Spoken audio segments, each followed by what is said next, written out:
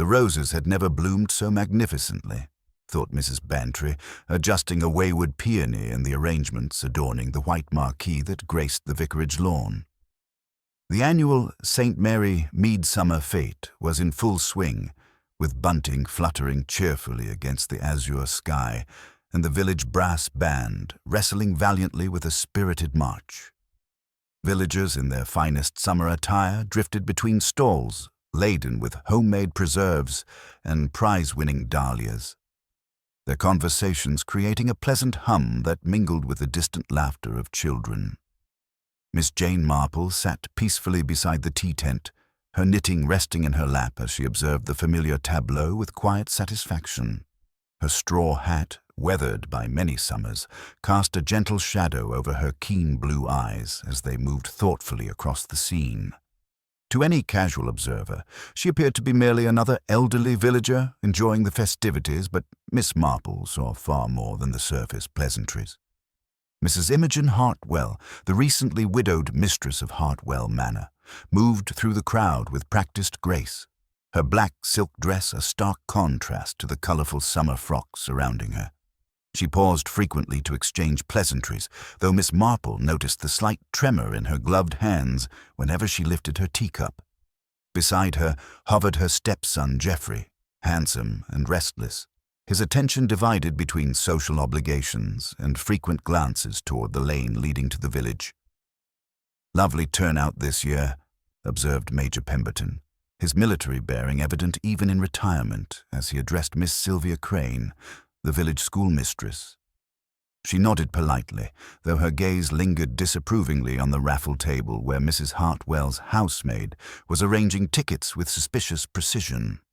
Dr. Morrison stood near the lemonade stand, engaged in animated conversation with Reverend Clark about parish matters, while Mrs. Gossage, the postmistress, positioned herself strategically to overhear every word. Her appetite for village news was legendary, and she collected whispered confidences like a gardener gathering roses. Miss Marple's attention was drawn to a young woman in a crisp white apron who lingered uncertainly near the hydrangea border. Agnes Fletcher, the new maid at Hawthorne Manor, appeared deeply troubled, her fingers nervously smoothing her starched uniform as she cast anxious glances toward the tea table. The girl had been in service for barely 3 months, yet already she carried herself with the particular burden that comes from knowing too much. "Excuse me, miss," Agnes whispered, approaching Miss Marple's chair with hesitant steps. Her voice was barely audible above the cheerful din of the fete. "I wonder if I might, that is, I ought to tell someone," she faltered, her eyes darting nervously toward Mrs. Hartwell, who was accepting a fresh cup of tea from the volunteer servers. "My dear child," Miss Marple said gently, setting aside her knitting, "when one feels compelled to speak, it's often wise to begin with what troubles one most." Agnes's hands trembled as she twisted her apron. "It's about Tuesday evening, miss. What I saw in the library at the manor. I know I shouldn't have been there, but I heard voices, and when I looked—" Her confession was interrupted by a sudden commotion near the tea table. Mrs. Hartwell had set down her cup with peculiar care, her face draining of color as she swayed unsteadily. Geoffrey reached for her arm, but she had already begun to collapse, her silk dress rustling as she sank toward the grass. Dr. Morrison rushed forward, his medical training taking precedence over social niceties, while excited murmurs rippled through the gathered villagers. "Stand back, please," the doctor commanded, kneeling beside the unconscious woman. His practiced hands checked for vital signs while his face grew increasingly grave. "Someone fetch my bag from the motor car, quickly." Miss Marple remained seated, but her eyes missed nothing. She observed Agnes Fletcher's reaction most particularly. The girl had gone deathly pale and was backing away from the scene, her lips moving in what appeared to be silent prayer. Near the tea table, a single white cup lay overturned, its contents forming a small dark stain on the pristine tablecloth. Unlike the other cups with their cheerful floral patterns, this one was plain, unremarkable save for the faint residue that clung to its rim. Geoffrey Hartwell knelt beside his stepmother, his expression unreadable as he watched Dr. Morrison's ministrations. "Will she be all right?" he asked, though his tone suggested the question was asked more from duty than genuine concern. The doctor's silence was answer enough. Mrs. Gossage began whispering frantically to anyone within earshot, while Major Pemberton took charge of dispersing the curious crowd.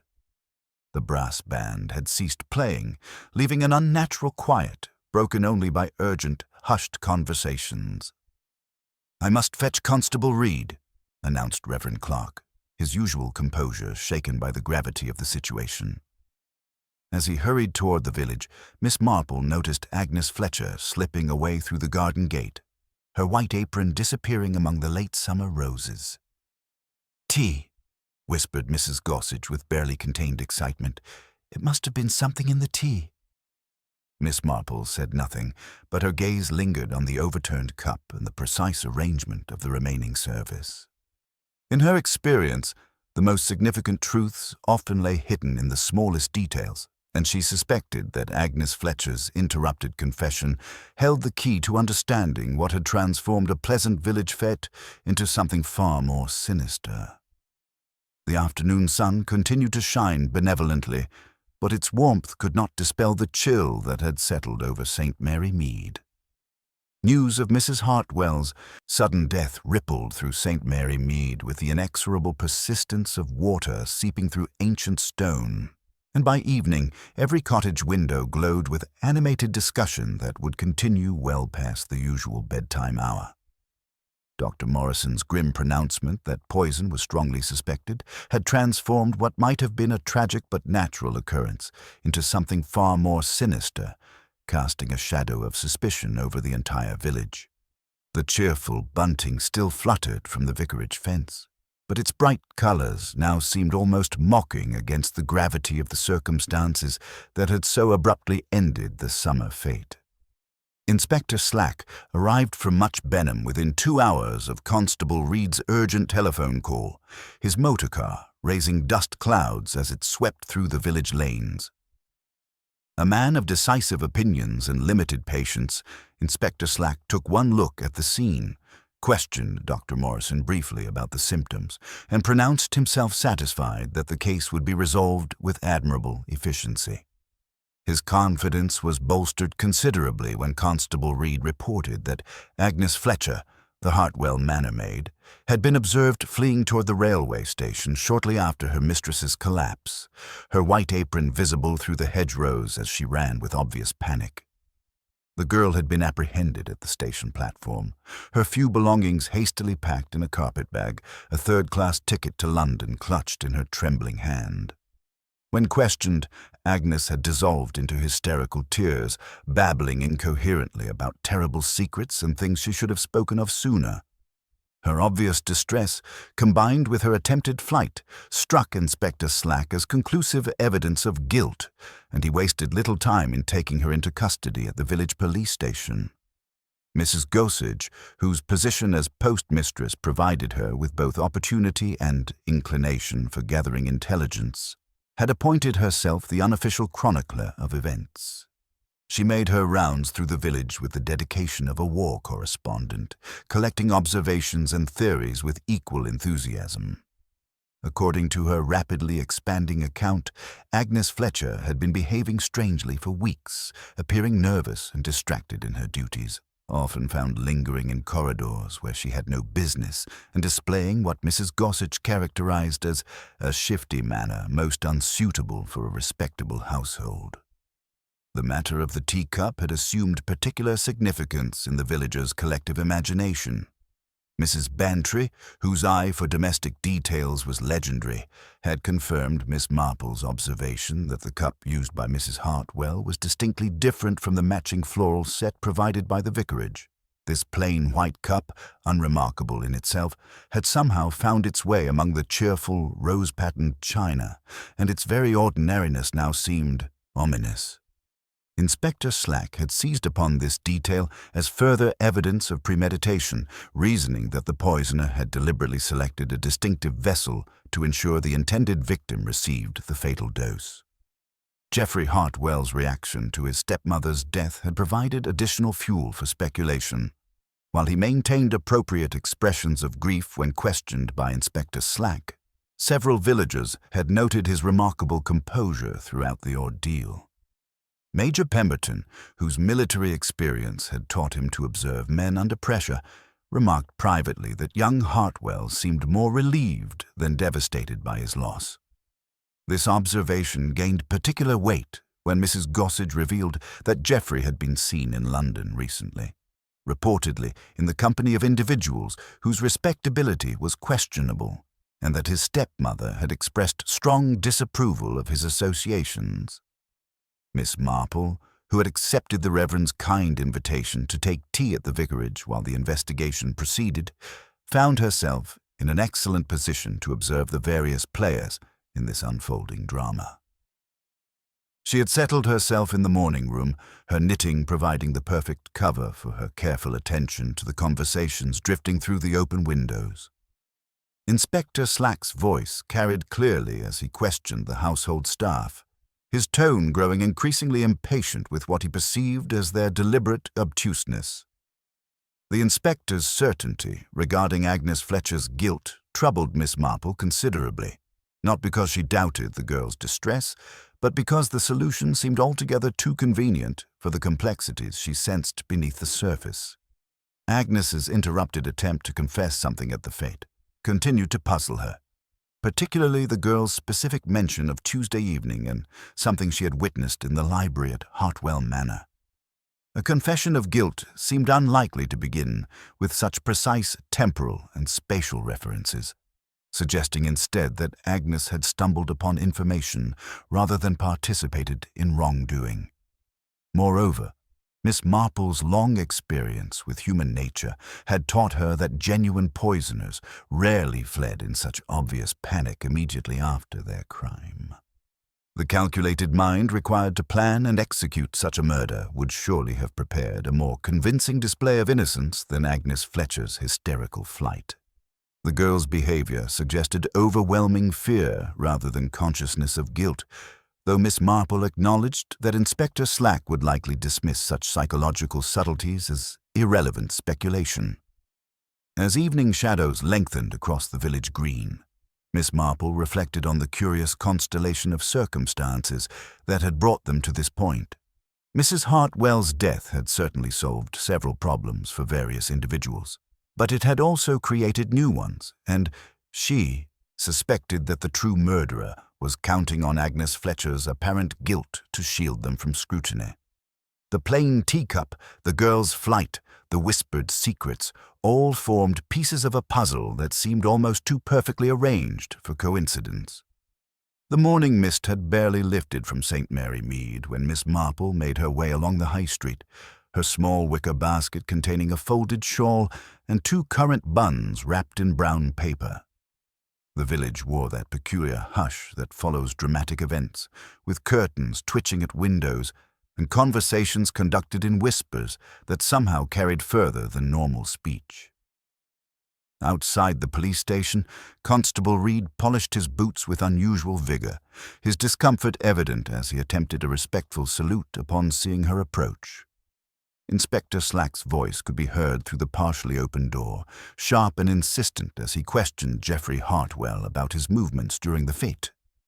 Geoffrey's responses came in the measured tones of a man who had rehearsed his account carefully, explaining his retrieval of his stepmother's parasol and his conversation with Major Pemberton near the coconut shy. Miss Marple noted the scrape of chair legs against the floor, a sound that suggested furniture long past its prime, an odd economy for a household supposedly well-funded. When Dr. Morrison emerged from his consultation with the inspector, he paused to speak with Miss Marple, his professional gravity tempered by genuine concern. The preliminary examination had confirmed his suspicions of swift-acting poison, something that would have taken effect within minutes of consumption. He glanced meaningfully at her basket, acknowledging her intention to visit the imprisoned girl with characteristic kindness. Agnes Fletcher sat hunched on the narrow bench in her cell, her hands twisted in her apron as though wringing water from the fabric. At sight of Miss Marple, her composure crumbled briefly before steadying into resigned desperation. Miss Marple arranged the shawl around the girl's shoulders and placed the buns beside her with gentle efficiency. "I was trying to tell you at the fête," Agnes whispered, her voice barely audible. "About Tuesday evening in the library. I had no business being there, but Mrs. Prowse said the silver needed proper cleaning for the church stall, and I went late when the family had retired because Mrs. Hartwell was particular about such things." The girl's account tumbled forth in nervous fragments. She had heard voices through the library door, quiet but tense with the particular quality of people quarreling while trying to avoid detection. The mantel clock had chimed the half-hour when she heard a gentleman's voice saying Mrs. Hartwell would be sorry she had crossed him, to which she had replied that she was past being frightened by anyone. "I didn't see faces, only shadows, and the French window stood open, just a crack," Agnes continued. "So her," fingers working constantly at her apron. "When I went to finish the silver the next morning, things had been moved. The tea tray from the night before was in a different position, and a cushion was turned wrong side up." Miss Marple listened with the patience of someone accustomed to extracting truth from frightened witnesses. When Agnes mentioned the teacup used by Mrs. Hartwell, her attention sharpened considerably. "The cup she used yesterday, miss. It had a little roughness near the rim, like a chip that had been glazed over. I noticed it when we washed up at the manor last week. I don't say it means anything, but—" Agnes trailed off as Constable Reed appeared to signal the end of visiting time. Walking through the village afterward, Miss Marple reflected on the girl's testimony.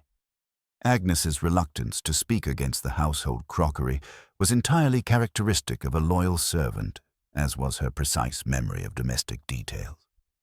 The account of Tuesday evening's quarrel painted a picture of escalating conflict rather than sudden, murderous impulse. At Hartwell Manor, Mrs. Prowse answered the door with the red hands and dry eyes of someone who expressed grief through vigorous cleaning. She welcomed Miss Marple with relief, grateful for feminine company after enduring what she termed male officialdom with their smudging stares. The housekeeper confirmed that Agnes was not given to wickedness, though she admitted the girl had seemed nervous lately. In the library, Miss Marple observed the scene with careful attention to detail. Sunlight streamed through the French windows, illuminating a room that bore subtle signs of recent disturbance. On the desk, a blotter showed a cleaner square where something had been regularly placed and recently removed. Among the sofa cushions, one displayed its tassel on the wrong side and bore the slight depression of someone who had sat forward in agitation. As Miss Marple adjusted the cushion with seemingly casual movements, her fingers captured a single pale thread of fine linen, the sort used in gentlemen's handkerchiefs. She allowed it to drift naturally to the carpet, where it would appear unremarkable to casual observation. Major Pemberton's walking stick leaned forgotten in the corner, its silver initials gleaming and its ferrule bearing fresh nicks from recent use on gravel paths. When Geoffrey Hartwell appeared, he maintained perfect courtesy while exhibiting the particular distance of someone reserving energy for more important performances. His gratitude for her kindness to the staff was properly expressed, though his glance flickered almost imperceptibly toward the desk before moving away. Such involuntary movements, Miss Marple knew, often revealed more than deliberate statements. Returning to her cottage as afternoon shadows lengthened, Miss Marple settled with her knitting and allowed her mind to move freely among the accumulated details. The chipped teacup, Agnes's testimony about Tuesday evening, the displaced cushion and mysterious thread all suggested a narrative quite different from Inspector Slack's hasty conclusion. Agnes Fletcher's behavior indicated someone desperate to share dangerous knowledge rather than someone concealing guilt, and Miss Marple suspected the true murderer was counting on the girl's apparent flight to shield them from closer scrutiny. Inspector Slack's satisfaction with his swift resolution of the case had reached a pinnacle by Thursday morning, his confident demeanor suggesting a man who had successfully demonstrated his professional competence to the rural constabulary. He had spent the previous evening compiling his report with methodical precision, documenting Agnes Fletcher's flight, her hysterical behavior, and what he considered overwhelming circumstantial evidence of her guilt. The plain teacup, he reasoned with growing certainty, had been deliberately selected by the maid to ensure her mistress received the fatal dose. However, the morning brought an unexpected complication in the form of Mr. Penhaligon, Mrs. Hartwell's solicitor from London, who arrived bearing the deceased's last will and testament. His revelations would prove far more illuminating than Inspector Slack had anticipated. According to the solicitor's careful account, Mrs. Hartwell's will, updated merely 6 months prior, left the bulk of her considerable estate to various charities and distant relations. To her stepson Geoffrey, she had bequeathed only a modest annuity and a collection of antique firearms, a bequest that would barely cover his known extravagant habits. Mr. Penhaligon confirmed that Mrs. Hartwell had grown increasingly displeased with Geoffrey's lifestyle, particularly his association with what she termed undesirable elements in London. She had made it abundantly clear that she intended to disinherit him almost entirely if his conduct failed to improve. This revelation immediately shifted the spotlight of suspicion, providing Inspector Slack with a far more traditional and appealing motive than Agnes Fletcher's vague fears. Geoffrey's subsequent interrogation proceeded with the smooth efficiency of a well-rehearsed performance. He expressed appropriate shock at the suggestion that someone in his household might harbor murderous intentions toward his stepmother, while acknowledging that domestic servants sometimes developed grievances beyond rational bounds.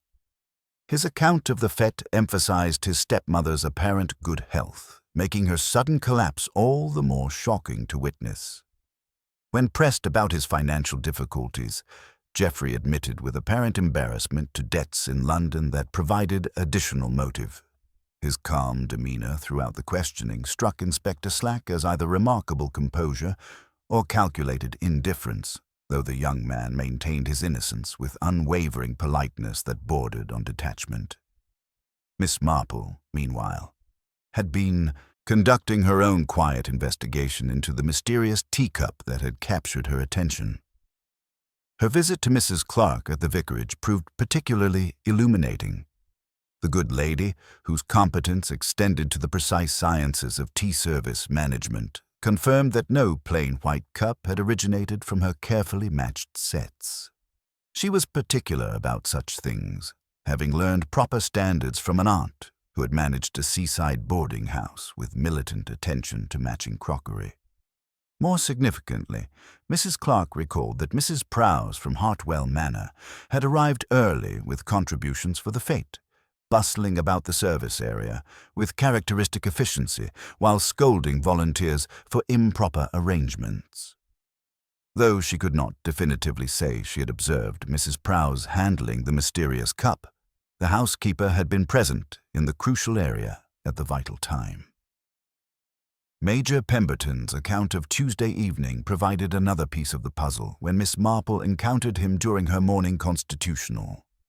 His military bearing could not entirely conceal his agitation, as he described observing lights burning late in the Hartwell Manor library, unusual because Mrs. Hartwell typically retired early.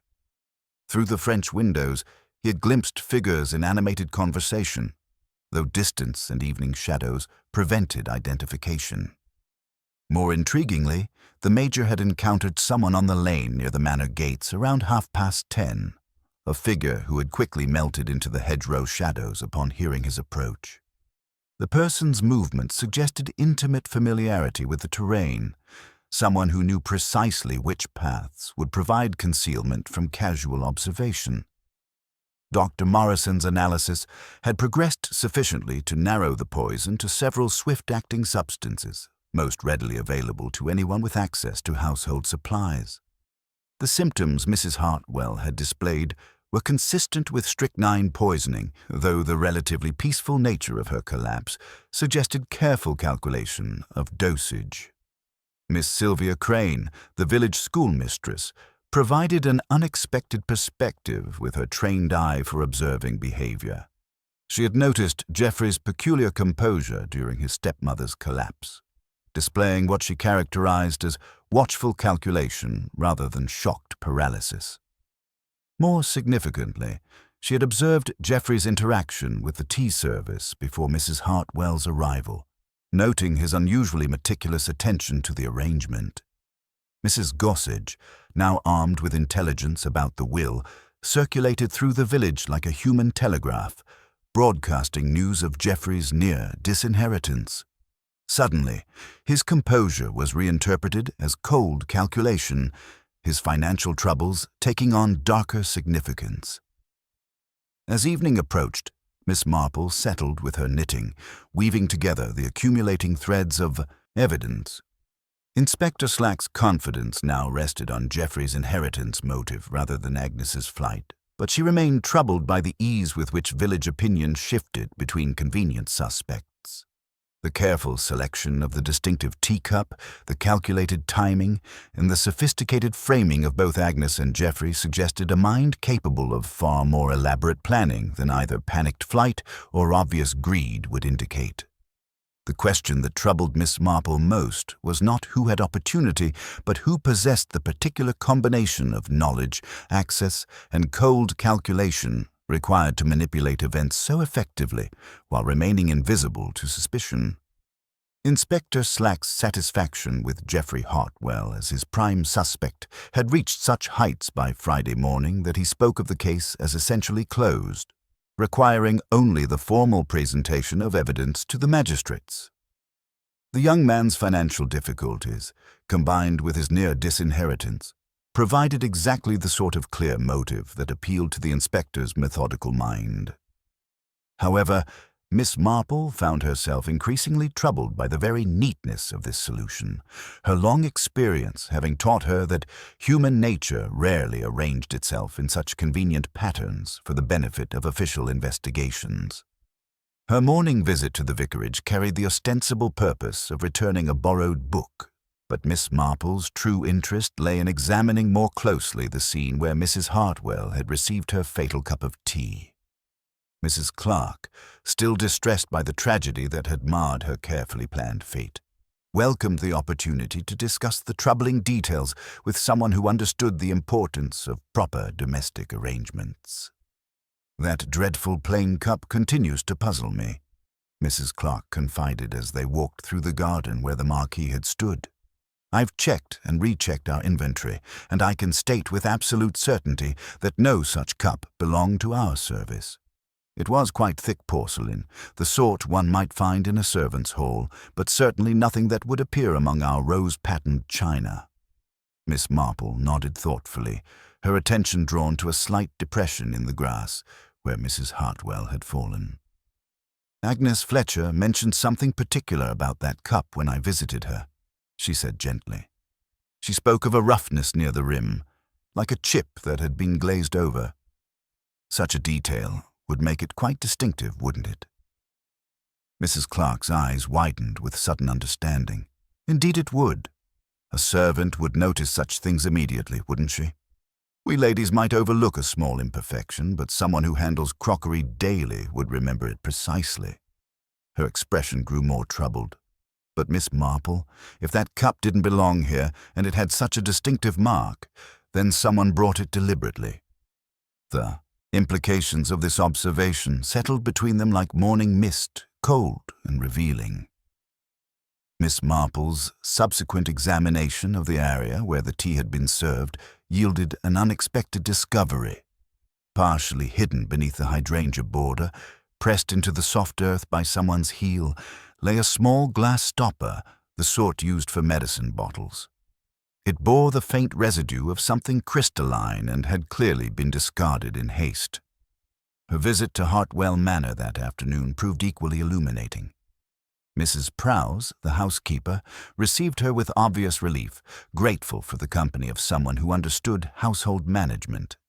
When Miss Marple gently inquired about the tea service arrangements for the fete, Mrs. Prowse's response confirmed her growing suspicions.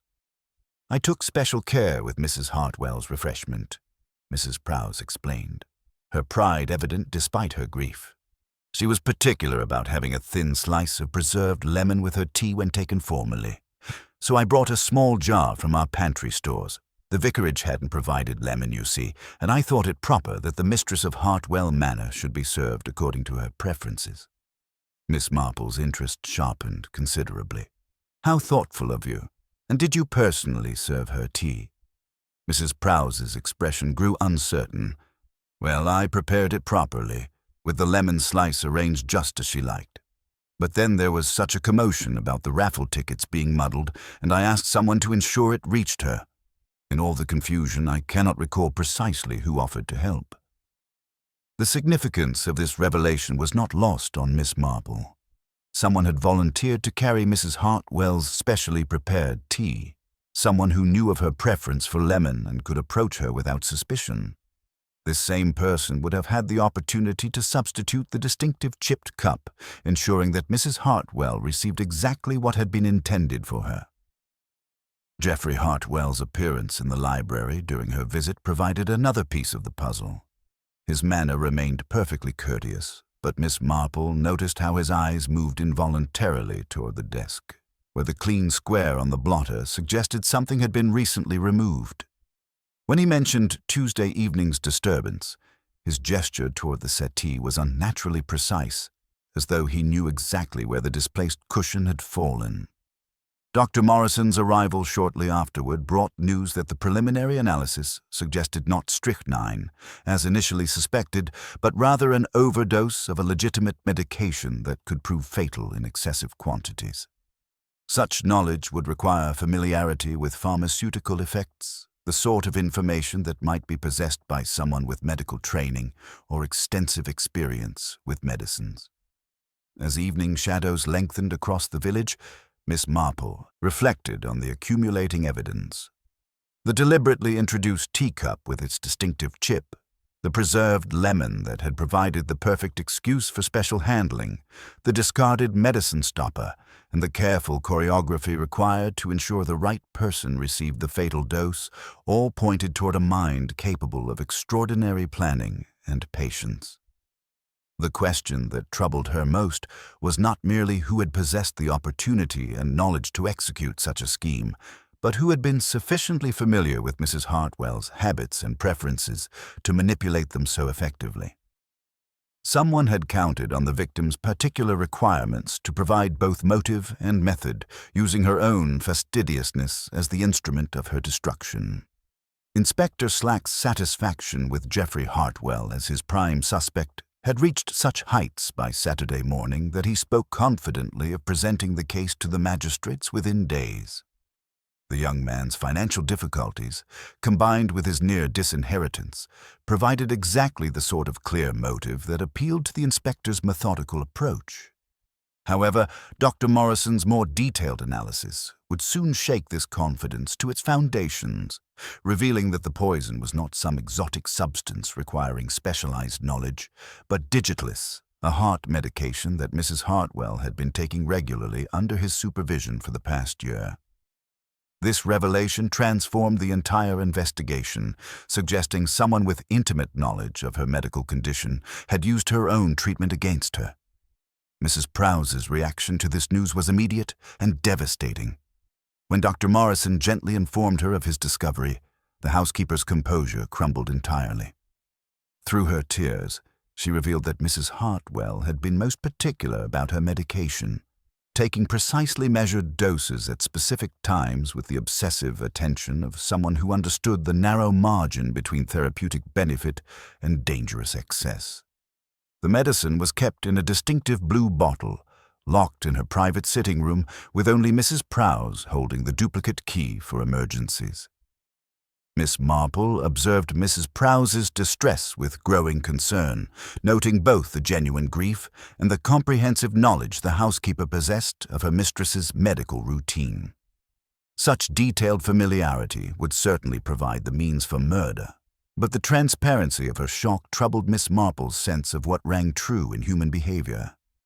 Major Pemberton's military training proved invaluable when he provided a more detailed account of Tuesday evening's observations. His trained eye had noted not merely unusual lights in the library, but the specific pattern of movement within the room. Two figures had been present, one seated and one pacing, their shadows suggesting an animated discussion that grew increasingly heated as the evening progressed. More significantly, he had observed someone leaving the manor grounds well after midnight, moving with the confident stride of someone thoroughly familiar with the terrain, carrying something small that caught the moonlight briefly before disappearing into shadows. Miss Sylvia Crane's information proved equally illuminating when she approached Miss Marple with observations that had been troubling her conscience. Mrs. Hartwell had begun exhibiting signs of nervous agitation during her regular village visits, her usual composed demeanor giving way to distracted glances and an unusual tendency to terminate conversations abruptly. Most significantly, she had been asking seemingly casual questions about railway timetables to London, inquiring about departure times with the particular attention of someone planning an urgent journey. This cast Mrs. Hartwell's death in an entirely different light. Rather than the victim of a calculated murder plot, she appeared to have been someone preparing to flee from circumstances that had become intolerable. Mrs. Gossage confirmed that Mrs. Hartwell had been observed at the railway station the previous week, engaged in intense conversation with someone whose identity remained frustratingly unclear. Miss Marple's subsequent visit to Hawthorne Manor, ostensibly to inquire about a recipe, yielded another crucial discovery. Mrs. Prowse mentioned finding a small leather-bound diary tucked under a library cushion on Wednesday morning, which she had promptly returned to Mrs. Hartwell's private desk. The diary, Mrs. Prowse explained, was something Mrs. Hartwell never let out of sight, suggesting it contained information of considerable importance. As evening approached, Miss Marple took the path by the yews, where voices carried with deceptive clarity. Through the gathering dusk, she observed a figure in a dark dress by the manor's side gate speaking to a bare-headed man, whose height and squared shoulders identified him as Geoffrey. The woman's firm lift of chin belonged unmistakably to Mrs. Prowse. "It cannot be undone," the housekeeper said in a low tone that carried further than intended. "We must not speak foolishly to the police." "You promised me it would only frighten her," Geoffrey replied, his voice bitter and young simultaneously. "You promised." They separated quickly when gravel betrayed Miss Marple's approach, but the damage was done. The conversation revealed a conspiracy born of desperation, where intimidation had escalated beyond anyone's intention into something irreversible. Walking home through the deepening shadows, Miss Marple reflected on how the pieces had finally arranged themselves into a coherent pattern. The carefully selected chipped cup, the preserved lemon that provided perfect cover for special handling, the digitalis overdose disguised as heart failure, and the diary that likely contained evidence of financial impropriety, or worse. Mrs. Hartwell's planned escape suggested she had discovered something that threatened both Geoffrey and Mrs. Prowse, perhaps evidence of embezzlement or fraud that would have destroyed them both. The murder had been intended as intimidation, a warning that went tragically wrong, leaving two conspirators bound together by consequences neither had anticipated. The question that remained was whether justice could untangle a crime born of panic from one born of calculation, and whether the truth would prove more complex than Inspector Slack's tidy theories could accommodate. Inspector Slack's confidence in his case against Geoffrey Hartwell began to waver on Sunday morning when Dr. Morrison presented him with additional findings that complicated the neat narrative he had constructed.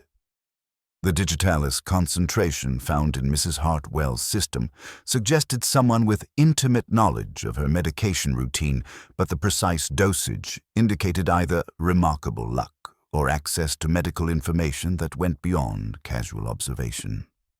More troubling still was the discovery, during a thorough search of Hawthorne Manor, of Mrs. Hartwell's private diary, found locked in her escritoire with a key that Mrs. Prowse claimed had been missing since Tuesday evening. The diary's contents proved far more illuminating than Inspector Slack had anticipated. Mrs. Hartwell's meticulous handwriting documented not merely social engagements and household matters, but a growing awareness of financial irregularities that had begun to trouble her conscience. The entries, spanning the previous 6 months, revealed her gradual discovery that household funds were being systematically diverted, charity contributions failing to reach their intended recipients, and estate accounts manipulated with increasing boldness. Most significantly, the final entries painted a picture of a woman preparing to take decisive action. Mrs. Hartwell had been gathering evidence of embezzlement, documenting specific amounts and dates with the thoroughness of someone preparing for legal proceedings.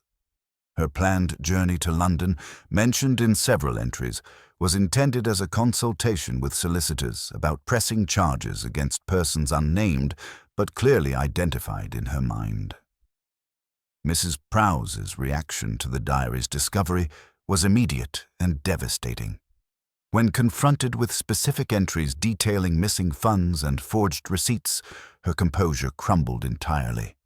Through her tears, she admitted to taking money from the household accounts over the past year, initially small amounts to cover her sister's medical expenses, but gradually larger sums as her confidence grew and her needs became more pressing. Geoffrey's gambling debts had provided both opportunity and justification for her increasingly bold manipulations of the estate finances. The housekeeper's confession revealed a conspiracy born of desperation rather than greed. Geoffrey's social ruin had seemed imminent when his debts threatened exposure, and Mrs. Prowse had offered assistance through her position managing the household accounts. The arrangement had appeared perfect until Mrs. Hartwell's suspicions crystallized into dangerous certainty, leading to the confrontation Agnes Fletcher had overheard on Tuesday evening. However, Miss Marple found herself troubled by elements of the confession that didn't align with her observations of human nature. Mrs. Prowse's grief appeared genuine, but it carried the quality of someone who had lost control of carefully laid plans rather than someone experiencing true remorse for attempted murder. The housekeeper's insistence that they had only intended to frighten Mrs. Hartwell, not kill her, rang true in its very desperation. Miss Sylvia Crane's unexpected visit to Miss Marple that afternoon provided another crucial piece of the puzzle. The school mistress, her usual composure strained by conscience, revealed that Mrs. Hartwell had sought her advice several months prior about a matter of considerable delicacy. Mrs. Hartwell had discovered evidence among her late husband's papers suggesting financial improprieties that extended beyond the current household troubles, involving regimental funds and respected village figures whose reputations would be destroyed by exposure. She was torn between duty and loyalty, Miss Crane explained, her voice barely above a whisper. The evidence she had uncovered implicated someone she had long respected, someone whose disgrace would affect the entire village. She intended to handle the matter quietly through her London solicitor, but she lived in constant fear that others might discover her knowledge before she could act. This revelation cast the entire investigation in a different light. Mrs. Hartwell's growing agitation, her planned escape to London, and her meticulous documentation suggested someone preparing to expose secrets that went far beyond household embezzlement. The diary likely contained evidence of financial crimes that would destroy reputations and potentially implicate respected members of the community. Major Pemberton's presence near the manor on Tuesday evening now assumed greater significance. His military background and continued involvement with regimental affairs made him a logical target for Mrs. Hartwell's investigations, while his intimate knowledge of the village and its inhabitants would have provided perfect opportunity for the careful planning the murder required. As evening shadows lengthened across St. Mary Mead, Miss Marple reflected on the accumulating evidence. The systematic embezzlement by Mrs. Prowse and Geoffrey provided obvious motives, but the sophisticated execution of the murder suggested a mind capable of using their desperation as cover for more calculated purposes. Someone had recognized the opportunity presented by the household conspiracy and had acted with cold precision to silence Mrs. Hartwell permanently. The question that troubled Miss Marple most was whether the true murderer was among those who had confessed to lesser crimes, or whether someone else entirely had orchestrated events to ensure that Mrs. Hartwell's dangerous knowledge would die with her, leaving the guilty to hide behind the convenient guilt of others. The morning brought unsettling news that would complicate Inspector Slack's investigation considerably. Agnes Fletcher, released on bail to recover at Dr. Morrison's surgery, had suffered what appeared to be a relapse during the night, awakening in a state of confused agitation that suggested more than mere nervous exhaustion. Her fragmented recollections, emerging as her mind cleared, painted a picture that contradicted the neat conspiracy between Mrs. Prowse and Geoffrey that had seemed to resolve the case so conveniently. Dr. Morrison's examination revealed traces of the same digitalist compound that had killed Mrs. Hartwell, administered in smaller doses over several days.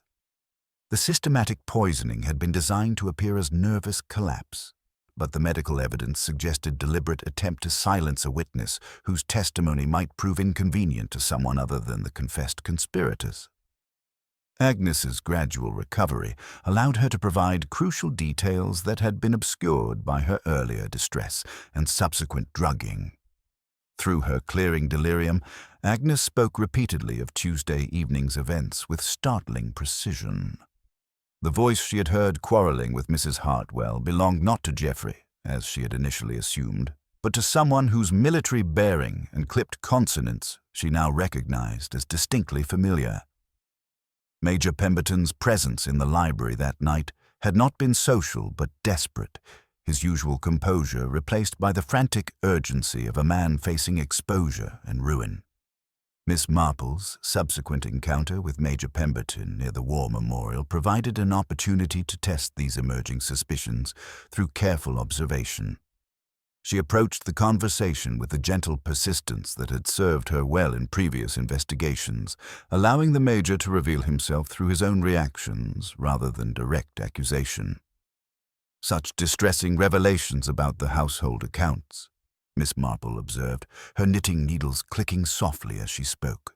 Though I understand Mrs. Hartwell's concerns extended beyond domestic matters. Miss Crane mentioned something about irregularities in her late husband's regimental affairs. Major Pemberton's reaction was immediate and telling. His military bearing stiffened almost imperceptibly, and his gaze, which had been fixed on the memorial's bronze inscription, darted toward Miss Marple with unmistakable wariness before he composed himself with practiced efficiency. "Village gossip, Miss Marple," he replied, his tone carrying the particular dismissiveness of someone determined to discourage further inquiry. Mrs. Hartwell was prone to seeing conspiracies where none existed. Her imagination, I'm afraid, sometimes exceeded her judgment.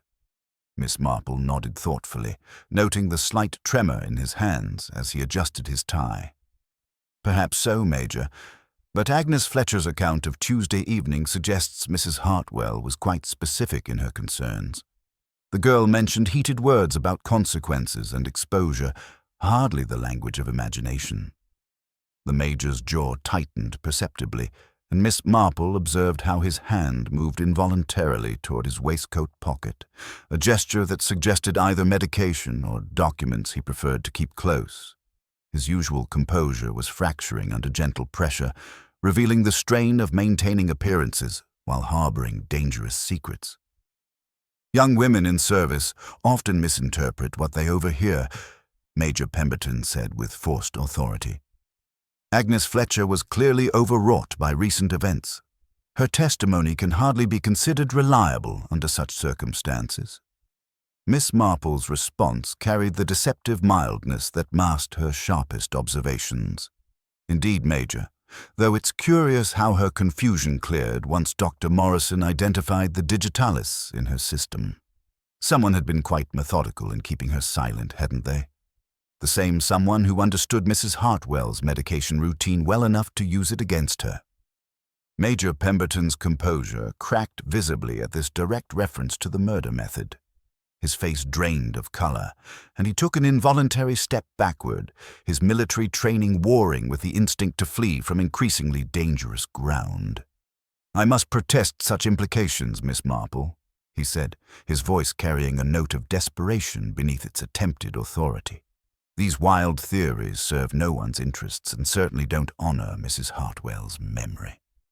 Miss Marple observed his distress with the clinical attention she might give to a particularly complex knitting pattern. "Of course, Major, though I can't help wondering about the missing pages from Mrs. Hartwell's diary. Inspector Slack mentioned that certain entries had been torn out, presumably containing the most damaging evidence of whatever she had discovered.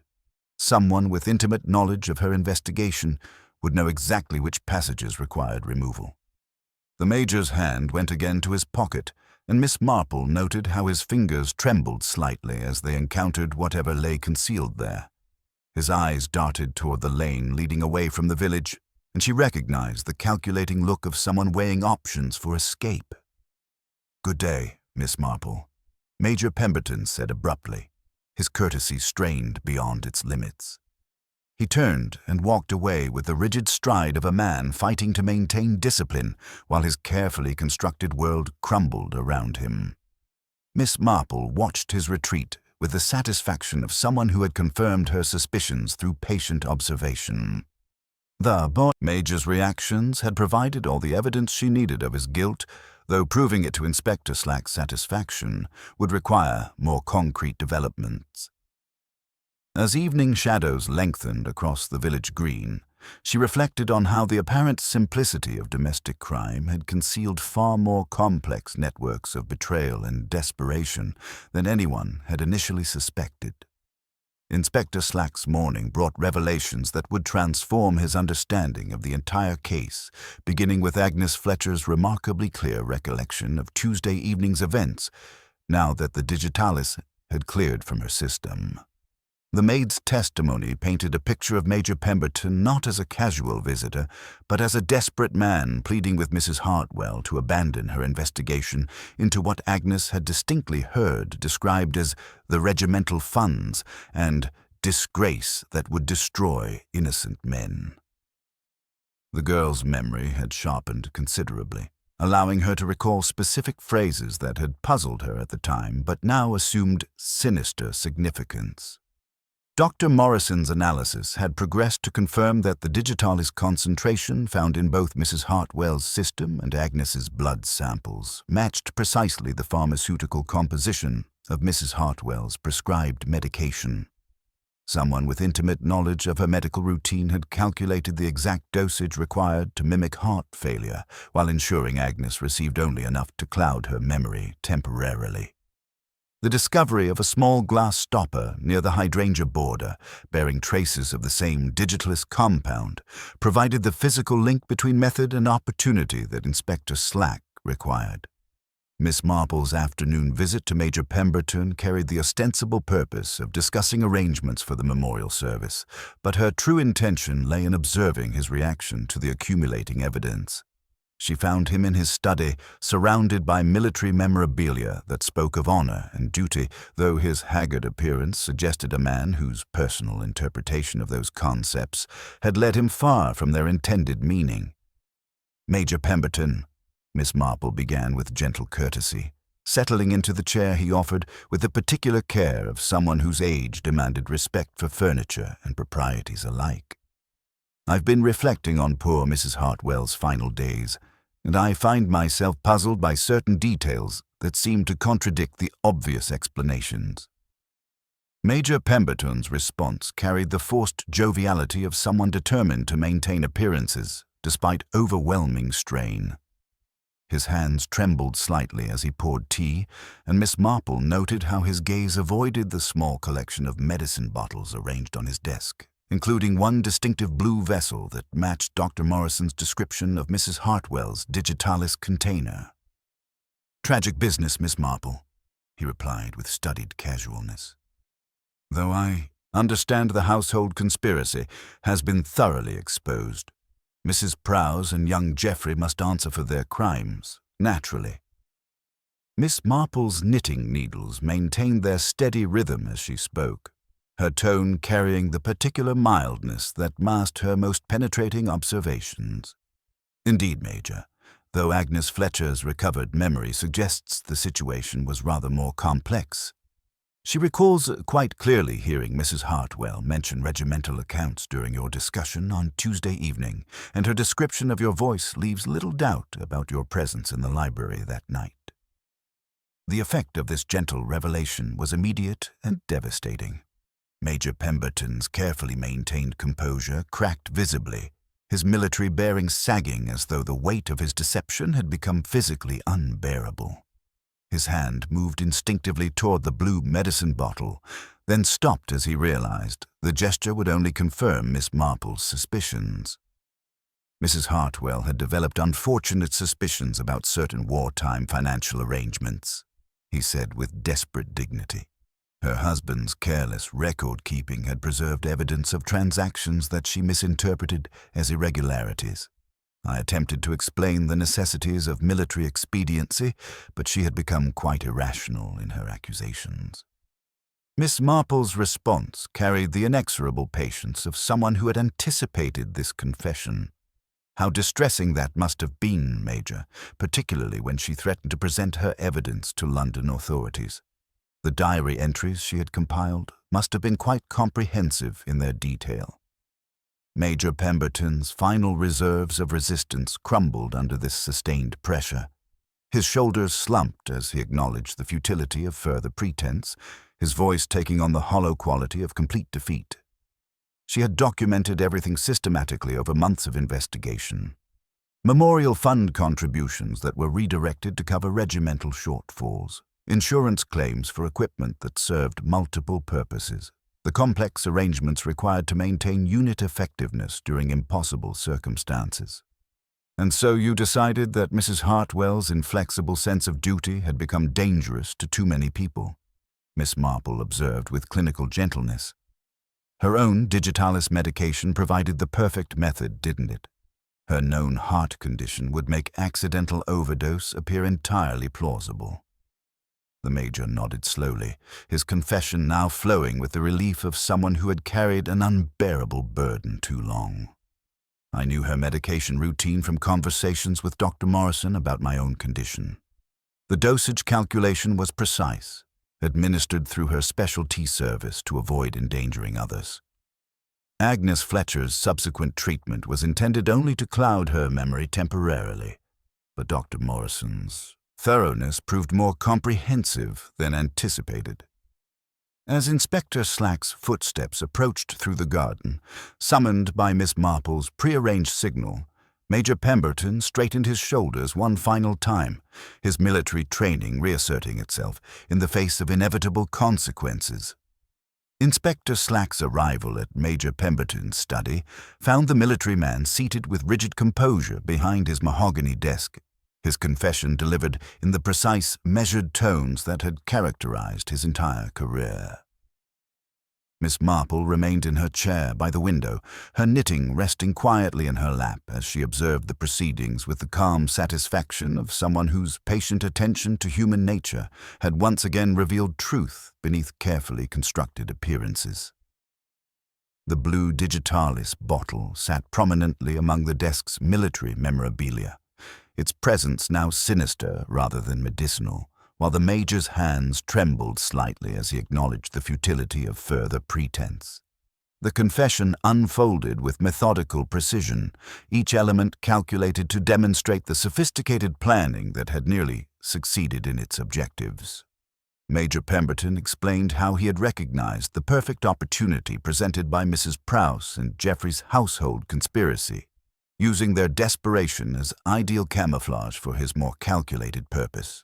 His intimate knowledge of Mrs. Hartwell's medication routine, gleaned through years of social interaction and conversations with Dr. Morrison about cardiac treatments, had provided the method, while her inflexible investigation into regimental fund irregularities had supplied the motive that made murder seem preferable to exposure and disgrace. The execution had been elegantly simple, yet precisely timed. Major Pemberton's familiarity with fate arrangements, gained through his involvement in village social activities, allowed him to position himself perfectly when Mrs. Prowse became distracted by the raffle ticket confusion. The plain white teacup with its distinctive glazed-over chip had been brought deliberately from his own household stores, ensuring Mrs. Hartwell would receive exactly what had been prepared for her, while leaving no trace among the vicarage's matching rose-patterned china. His knowledge of her preference for preserved lemon with formal tea, observed through years of social gatherings, had provided the perfect vehicle for digitalis administration. The concentrated dose had been stirred directly into the lemon preserve, ensuring complete dissolution while maintaining the familiar taste she expected, with timing calculated to achieve the desired effect within minutes of consumption. Agnes Fletcher's subsequent poisoning had been intended as precautionary rather than murderous. Major Pemberton's access to Hawthorne Manor, gained through his long friendship with the deceased Mr. Hartwell, allowed him to administer small doses of digitalis to the Maid's evening cocoa over several nights, clouding her memory of Tuesday's library confrontation without arousing suspicion of deliberate interference. Dr. Morrison's unexpected thoroughness in testing for the same compound that had killed Mrs. Hartwell had exposed this careful manipulation, leading to Agnes's recovery and damaging testimony. Miss Marple observed the proceedings with quiet reflection on the complexities of human motivation that had driven this tragedy. Major Pemberton's crime represented not mere greed or passion, but the dangerous territory where misguided honor intersected with self-preservation. His military background had taught him to protect his unit at any cost, and he had extended that loyalty to include deceased comrades whose reputations would have been destroyed by Mrs. Hartwell's inflexible interpretation of wartime financial necessities. The household embezzlement had provided perfect cover, allowing him to manipulate existing circumstances while ensuring that Mrs. Hartwell's dangerous investigation would die with her, protecting not only himself but an entire generation's compromises with moral certainty. The irony was not lost on Miss Marple that Mrs. Hartwell's own fastidiousness had become the instrument of her destruction. Her preference for proper service, her regular medication routine, and her methodical documentation of evidence had all been turned against her by someone who understood her character intimately enough to predict and exploit her habits with lethal precision. Inspector Slack proceeded with the formal arrest procedures, his expression suggesting considerable discomfort with the complexity that had emerged from what had initially appeared to be straightforward domestic murder. The handcuffs clicked with finality around Major Pemberton's wrists as he offered no resistance, his military bearing maintained even in defeat, his eyes fixed on some distant point beyond the study walls where his carefully constructed reputation lay in ruins. News of Major Pemberton's arrest spread through St. Mary Mead with devastating swiftness, sending shockwaves through a community already reeling from the previous week's revelations. The initial relief that the true culprit had been identified quickly gave way to profound unease as villagers struggled to reconcile the image of their respected neighbor with the cold-blooded killer he had become. The tea shops buzzed with hushed conversations. The post office became a hub of whispered theories, and even the tranquil vicarage garden felt the tremor of this fundamental betrayal of trust. The village would eventually return to its routines, Miss Marple reflected, but the innocence once shattered could never be fully restored. The case had revealed how even the most careful criminals betrayed themselves through the very qualities that enabled their crimes, and how the appearance of respectability could conceal networks of loyalty and deception that stretched back through decades of shared history and mutual dependence. The week following Major Pemberton's arrest settled over St. Mary Mead with the peculiar mixture of relief and discomfort that always accompanies the collapse of cherished illusions. The village put away its bunting with the dazed care of a household that has discovered structural rot behind fresh paint, while conversations carried the hushed quality of people learning to navigate a fundamentally altered landscape. Mrs. Gossage, whose appetite for village intelligence had seemed inexhaustible throughout the investigation, found herself uncharacteristically subdued when faced with revelations that struck at the heart of the community's established social order. Agnes Fletcher's recovery proceeded with remarkable swiftness once Dr. Morrison confirmed the digitalis had cleared completely from her system.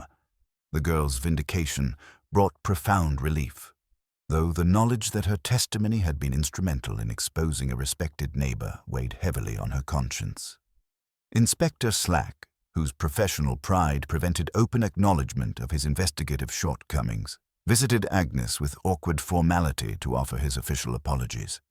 The village, whose initial suspicions had seemed so reasonable, now competed to make amends through small kindnesses and that most English of reparations, respectful silence in the lanes. Geoffrey Hartwell and Mrs. Prowse faced the magistrates with charges reduced to embezzlement and fraud rather than murder. Geoffrey's gambling debts and Mrs. Prowse's family medical expenses provided understandable, if not excusable, motives for their financial improprieties. The housekeeper maintained her dignity throughout the proceedings, her obstinate composure reflecting a woman who had always kept her pantry in order, even when her conscience had not. The sentences proved both merciful and unsparing. Restitution arranged through asset sales, imprisonment measured in months rather than years, and the practical certainty of starting fresh in distant towns where efficiency would be valued and names unknown. The revelation of regimental fund irregularities sent ripples far beyond St. Mary Mead's boundaries. Military authorities launched discreet inquiries into wartime financial arrangements, uncovering complex networks of expedient decisions that had blurred lines between necessity and impropriety. Several elderly officers found themselves facing uncomfortable questions about transactions they had assumed were safely buried with deceased comrades, while pension funds and memorial contributions required careful auditing to separate legitimate expenses from questionable diversions. Miss Marple observed these developments from her cottage window, her knitting needles maintaining their steady rhythm against the backdrop of the village's quiet transformation. The social fabric required delicate mending as residents struggled to reconcile memories of Major Pemberton's respectability with the cold calculation he had demonstrated. His military service, charitable contributions, and years of seemingly honorable citizenship now appeared tainted by knowledge of what he had been capable of when his reputation faced exposure. The irony that Mrs. Hartwell's inflexible moral certainty had ultimately caused her death was not lost on those who had known her well. Her inability to overlook perceived corruption, even when motivated by military necessity and loyalty to deceased comrades, had made her a threat that Major Pemberton felt could only be eliminated through murder. The very qualities that had made her a respected community member, her attention to detail and unwavering ethical standards, had become liabilities when they conflicted with others' survival instincts. As autumn approached, the village gradually resumed normal rhythms, though with underlying wariness that had not existed before. The trust that had once bound them together, comfortable assumptions about shared values and unspoken decency, had been fractured. Conversations carried new awareness of how thoroughly appearances could deceive and how completely trusted neighbors could betray fundamental assumptions about human nature. On a quiet Sunday evening, when shadows lengthened and rooks crossed the lane with ministerial gravity, Agnes knocked at Miss Marple's door. She stood with her cap in hand, like a girl at her first position, asking whether it was wicked to forgive someone before the law had finished, because forgiveness felt like transferring weight from the wrong shoulder to the right one at last. Miss Marple, who had known many weights and shoulders, told her that forgiveness resembled weeding. Pull it up by the roots and the soil improves. Break only the surface, and it springs again, sometimes worse. Agnes smiled then, the first smile that belonged entirely to her, and spoke of a position offered near the sea, where ocean winds would strip unnecessary corners from her mind. The lane held the green hush of August that had been bruised yet still carried the scent of time, while somewhere a thrush tried 3 notes and decided they would suffice. Miss Marple reflected on how people resembled gardens, one displaying luxuriant borders, another neat hedgerows, still others confusion of rockery and brave saxifrages. Yet the same blight could run through them all if it once took hold, travelling cunningly along stems one fondly believed too established for infection. The chipped cup had been merely a cup, the lemon preserve only a condiment, and the poison simply bitterness that no palate detects when habit expects sweetness. What had carried death to its destination was confidence born of long training in command, and others' carelessness in mistaking habit for safety. The village would heal, Miss Marple knew, but the lessons about human complexity would remain embedded like geological strata, invisible yet permanently altering the foundation upon which future judgments would rest. The Christmas roses had begun their tentative emergence through the frost-hardened earth, when Miss Marple reflected that winter's end often revealed what autumn's drama had truly cost. 3 months had passed since Major Pemberton's trial concluded with a sentence that acknowledged both his crime and his previously unblemished service record, while the discreet regimental fund investigations had quietly resolved themselves through administrative restructuring that preserved institutional dignity while addressing legitimate concerns. The village had settled into new rhythms, though conversation still carried the particular caution of people who had learned that familiar faces could harbor unfamiliar depths. Agnes Fletcher had indeed found her position by the sea, her occasional letters speaking of salt air and simple duties that left her conscience untroubled. Her testimony at the trial had been delivered with quiet dignity, her recovered memories providing crucial evidence, while her forgiveness of those who had initially suspected her demonstrated remarkable maturity. Mrs. Prowse had completed her sentence with characteristic efficiency, emerging to accept a housekeeper's position in Wales, where her skills were valued without reference to past mistakes. Geoffrey Hartwell had disappeared entirely into London's anonymous crowds, his debts settled through asset sales that left him free to rebuild his life on more solid foundations, though whether he possessed the character for such reconstruction remained an open question. Dr. Morrison had emerged from the ordeal with enhanced reputation, his thorough analysis having prevented a miscarriage of justice that would have haunted the village indefinitely. His discreet inquiries about cardiac medications had led to improved safeguards for elderly patients, while his compassionate treatment of Agnes during her recovery had demonstrated the finest qualities of rural medical practice. Inspector Slack, chastened by his initial errors in judgment, had adopted more cautious investigative methods that served him well in subsequent cases, though he remained reluctant to acknowledge how close he had come to condemning the innocent. The village itself bore subtle but permanent changes. Social gatherings proceeded with slightly more formal courtesy, as though residents had learned to maintain careful distances from assumptions that had once seemed unshakable. The war memorial still drew its regular visitors, but Major Pemberton's absence created a void that reminded everyone how completely trusted figures could betray fundamental expectations about human nature. Mrs. Gossage, whose appetite for village intelligence had seemed inexhaustible, found herself uncharacteristically subdued when faced with revelations that struck at the heart of established social order. Miss Marple found herself reflecting often on the lessons embedded in Mrs. Hartwell's tragedy. The case had demonstrated how moral certainty, however admirable in principle, could become dangerous when it failed to account for human complexity and circumstance. Mrs. Hartwell's inflexible interpretation of financial irregularities had ignored wartime necessities that had driven honorable men to questionable expedients, while her methodical documentation had created evidence that threatened not only guilty parties, but innocent reputations built on decades of genuine service. The murder itself had revealed the particular dangers of intimate knowledge turned malevolent.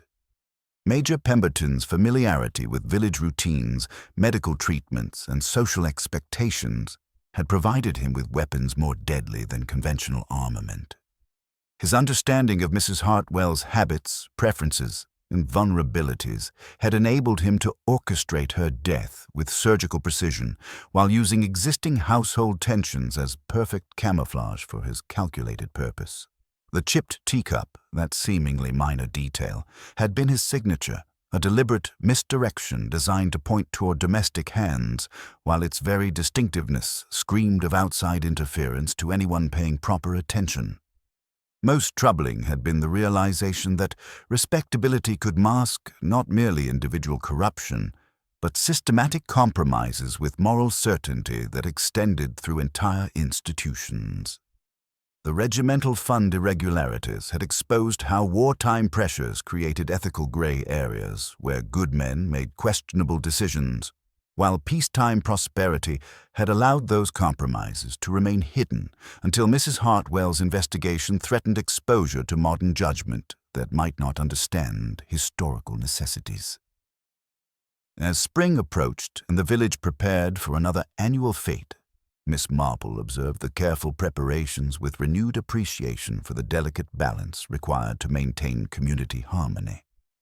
New arrangements included additional oversight for financial transactions and medical protocols that would prevent future tragedies, while the vicarage had acquired matching china, purchased with donations that demonstrated the village's determination to move forward while remembering the importance of attention to detail. Miss Marple's knitting had produced several warm garments during the long winter evenings, practical items that would serve their recipients well while providing her with the meditative rhythm that helped organize complex thoughts into coherent patterns. The steady click of needles had accompanied her reflections on how human nature revealed itself through small gestures and involuntary reactions, how guilt betrayed itself through the very qualities that enabled crime, and how justice ultimately depended on patient observation of details others might dismiss as insignificant. The case would remain in her memory as a reminder that evil often wore familiar faces and spoke in trusted voices, that the most dangerous criminals were those who understood their victims intimately enough to exploit virtues against them, and that community preservation required constant vigilance against assuming respectability guaranteed virtue. St. Mary Mead had learned these lessons at considerable cost, but had emerged stronger for having faced the darkness that could lurk beneath even the most carefully maintained surfaces, understanding now that the most insidious crimes originated not from external forces, but from within their own respectable circles, perpetrated by those they had trusted implicitly.